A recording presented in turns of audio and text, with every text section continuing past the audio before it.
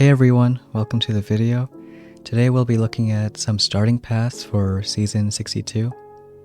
And already it's a season with a few things we've never had before, like choosing abilities in multi-nodes, and also some cool ones that we'd never seen like Tiny Shock and Speed Serum.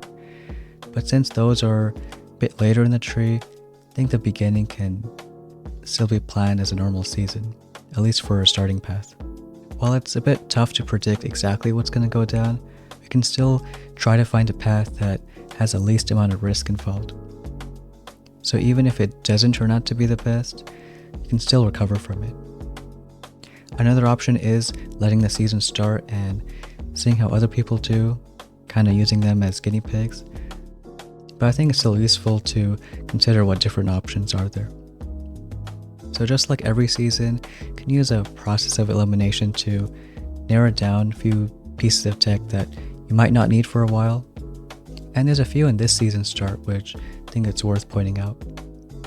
The first I'd say is smoke, and the main reason for that is there may not be strategies that involve smoke.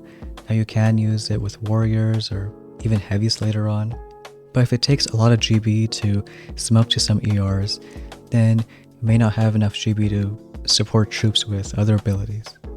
Also, because normal shocks and even tiny shocks are a bit later in the season, once you get to ERs, you don't have a great way of protecting your troops. Yeah, you can cry bomb, as we'll see is at 3 ER, but it only slows down defenses. It doesn't fully stop them. That, along with smoke being 22 keys, which is a bit pricey, I'd say you can ignore for a while. Another one is Sparky, and well, she's not a bad hero to have. She isn't on the main road, which I'd say is pretty important when you want to move forward in the tree. And also, if you want to get a troop health later in the tree, you have to go through a brick anyways. And if you're forced to get one hero, it may not be a good idea to get another one, since they're pretty expensive. Another piece of tech might be tanks. And you already have a few troops to use, which we'll get into in a bit. But tanks are often a really slow troop, and given the ones early on, could be better options, especially when you consider the biggest counters to tanks are also early in the tree. You have cannons and boom cannons at 3 ER, and later you have shock launchers. And the last two pieces of tech we can think about ignoring are Scorchers and this penalty node. Now, if Scorchers were placed different, they might be an option, but that penalty node is a big deal since you're losing either half your shock launchers, half your boom cannons, or almost all of your shock mines. And having that penalty for the whole season would really hurt your own defense. Last season it was a bit different since you only lost 10% of a boost, and that could be hard to notice, but losing that many actual buildings or mines, I'd say has a big impact. So it could be better to avoid it. Now, some of you who've seen the other tech tree guides might notice there aren't a lot of tech you can ignore this season, which sort of means that a lot of options that are not on the main path are decent options. Most defenses like cannons, building health, boom cannons, shock launchers, they're available. Also other offense like troop health, flare, maybe brick or seekers if you want to go that path. So I think it really opens room for a lot of different paths, and we'll go through a few of them coming up. But first, we can look at starting troops. So no matter what, we have rifles and cryos to start with. And because cryos don't deal any damage on their own and aren't really a meat shield, I probably wouldn't use them. But I'd say rifles are both a meat shield and a damage dealer, especially at 2 ER when you don't have any mines yet. Now, warriors are another option at 2 ER, but at least long term, you can think that we don't have any shocks till late in the tree. Don't even unlock them till after 6 ER. So even if you can get warriors to clear a few buildings, if you can't shut down flames or machine guns and later shock launchers, they might just die out. And it might get to the point where people might overrate Cry Bomb, since yeah, I can clear a bunch of mines and slow down buildings for 10 seconds. A slowed down shock launcher is still going to shoot, and a slowed down flame or machine gun is still going to do damage. It doesn't stop the defense, it just kind of restrains it a bit. That, along with you can't throw as many cry bombs as you want. They still rack up on GB costs, so maybe after the 4th, 5th one, probably won't have GB for another. So because of those reasons, I wouldn't put much into warriors. But after 3 ER, we have the option of getting Zukas, and they're generally a really strong damage dealer since they do have one of the highest DPS. And Rifle Zooks is a good combo since you can have a meat shield up front with the rifles and Zooks doing the damage. Especially since we have Cryo Bomb as an option at 3 ER, you don't have to really worry about mines, which for Rifle Zooks is often a big threat. And then we get to the first troop that's not on the main path, which is going to be heavies. And heavies could be stronger than rifles since even though we have fewer of them, they have a lot more health. And since not everyone might have cannons or boom cannons, heavies could be a strong pick.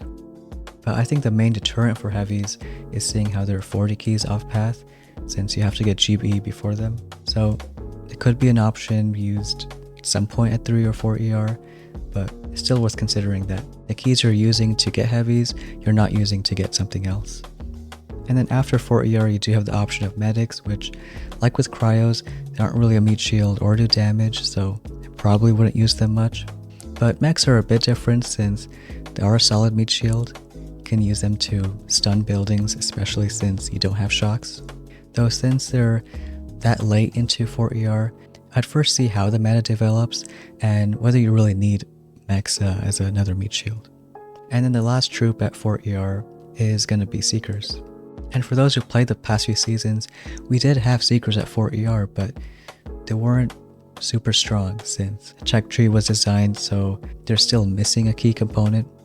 Like last season we had Seekers but no good way to clear mines. And the season before that we also had them at 4 ER but we didn't have shocks till much later. And this season is not much different. Yeah, we have Seekers and Cryo Bomb, which if you think of them paired together, they sound really strong, but maybe not when you look at the boosts. Since it's on the main path, I think almost everyone would have that building damage, and there is a troop held at 3 ER, but it's really tucked away after break. So even if you do rush to Seekers and you have Cryo Bomb, I don't know if you played with no troop health against 50 building damage, but it's not always a fun time. I think at some point, once Seekers get troop health, they can start ranking up, but since they're already so far into 4 ER, I don't think it's much of a concern for maybe the first day or two. So for the most part, I think Rifle Zooks are an okay combo to stick with for most of 3 ER, maybe 4, with an option of getting heavies if they're worth it. And now we can get into some unlock orders, but we'll also take a look at the deck layouts. So 2 ER is not a lot of space, but 2 dead ends on each side. 3 ER sort of exaggerates that by also having those 2 dead ends. And I think for the first time, at least in a while, 3 ER deck might be better than 4. Since at 3 you have these 2 dead ends on each side, 4 really opens it up. And I think this is a key component of maybe staying 3 longer than you normally would. Now back to the unlock order, we can start by thinking of a defense path. And there is a lot of defenses you can get at the start. Like even from the beginning, there's shock mines and snipers. At 3 ER, there's cannons, building health, boom cannons. Even at 4, there's shock launchers, building damage, and mortars. Because there's so many options, it could be hard to choose, but I'd still say there's a priority between them. But at least at 2 ER, I don't see a point in getting shock mines if you have Cryo Bomb, since the 3 and 4 ER decks are small enough where Cryo Bomb should clear almost any mines. And with snipers, they're usually the weakest major defense, since they don't do much damage and don't really have a lot of health. So in that case, next defense is actually going to 3 ER. And once you do get up to mines, you have an option of starting to get a defense like cannons.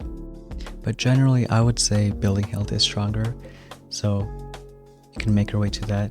Going through Zooks, which you can start using, also Cryo Bomb. Now that ability node does also have Crystal Shield, which isn't that strong in this case. Super Warrior is an option, which if you're starting off low, I'd consider opening first. Since if people don't have cannons or boom cannons yet, you could throw maybe just a couple Super Warriors and have it take down a whole ER. But I think regardless whether you choose Super Warriors or Cryo Bomb, it's a really strong node to have. And once you get building health, you have cannons and boom cannons as an option. which I'd go with cannons since they're cheaper and you get an extra building. But I would get them back to back, so getting boom cannons right after. And after looking at your defensive options, I think the next major defense is probably the tech right after 4 ER. So building damage, shock launchers, and mortars. And while you still don't have snipers yet, I'd say those defenses are still going to be stronger. So making your way through boom mines, that multi-node, maybe taking flames since people are using rifles as a meat shield, flames can kill them faster, and then going straight to 4 ER and building damage. Deciding between shock launchers or mortars first. They cost around the same, and I think shock launchers have more of an impact since they have much more range and can just pin down your rifles or zooks. I think both are good options, but I'd probably go with shock launchers first and then mortars. So the path shown is really defensive and not really getting much offense. So the idea is making a base dirty enough that, well, not only people suffer, but if they're way too slow or even can't finish your base, then it's still gonna be a win. It may not be the most fun strategy in Warships, but if you care more about winning, then it might be worth thinking about. The main risk I would say with this path is it does go to 4 ER a bit sooner, and like we looked at the deck layouts, 4 ER is little opened up, and if you compare that back to 3, there's a chance that 3 ERs could still beat 4s, even once they get building damage or shock launchers. The main reason for that is 3 ERs would have more offense to back it up. So worst case, if 3 ERs still beat you, maybe you can go ahead and get some offense to make your hit stronger. But as far as for a defense path, I think this might be a good option. And after this point, you can sort of see how the meta develops and choose your next steps. Whether you want to get, a bit more defense like a doom cannon or snipers, or some more offense. And now we can move on to a more offense path, and I would keep these first 8 unlocks, which might seem counterintuitive since we're still getting building health, boom cannons, but I think they're strong enough that even if we're going to go offense, they're still good to have early on. And you might note we're skipping that first ability node, which I don't think is useless, but maybe not that strong long term. Because the turret doesn't do a lot of damage, and if people do have cannons or boom cannons, it could die out. Crystal critters are usually used for clearing mines, but you might not need that if you have Cryobomb. And drones do a lot of damage, but if people defend that by putting mines or other buildings around ERs, it might be too risky of a play. But the main idea of this offense path is getting 2 big unlocks at 3 ER, one being Flare since now you have full control over your troops. So if people make bases where all your troops are kind of directed towards one side and then you're forced to wait a bit and drop troops later on, with Flare you can just bypass some defenses. So I think it's worth picking up right after boom cannons. You also get a GBE on the main path, which even if you don't have tokens to upgrade right away, it could help later on with Cryobomb and as we get to more abilities. And after Flare, I go towards the next big offense, which is both Brick and Troop Health. With Brick, having a hero is already strong, but she has some really good abilities, like if it turned into a more defensive meta, you can use Iron Will, or if you want to speed up hits, you can use Battle Orders. But the main piece of tech I'll say is that Troop Health. Since otherwise at 4 ER, you already have building damage, and having no Troop Health to counter that can really hurt, no matter what troops you're using. And like we said with the deck layout, it might have a chance of beating Force, who even have shock launchers and other stuff. I think the worst case with this path is if you still get beaten quickly by other 4 ERs, you can just go there yourself after a while. And it still opens the door for, let's say, taking heavies. If that's just what you need to have a little more offense, then, well, now it's just 22 keys away. So at this point, I'd again see how the meta is and just consider your options. And I know that's a lot covered in one video, but I think that makes this tree more interesting. since there are so many different paths you can take, and I think almost no matter what you do, you can find some way to make it work. If you're making any in-app purchases, then appreciate using a code in the shop, and if you want to support us, you can use code Stoneheart. We'll also be streaming the start of the season if you want to check that out. Hope everyone has a good beginning of the season. Thanks for watching, and we'll see you next time.